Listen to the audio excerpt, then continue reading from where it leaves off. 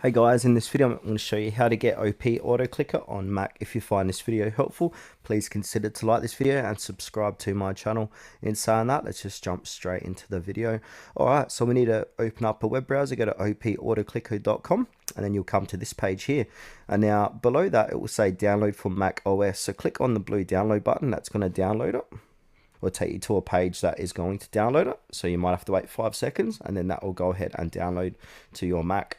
And now go ahead and open up the zip file, then click on open.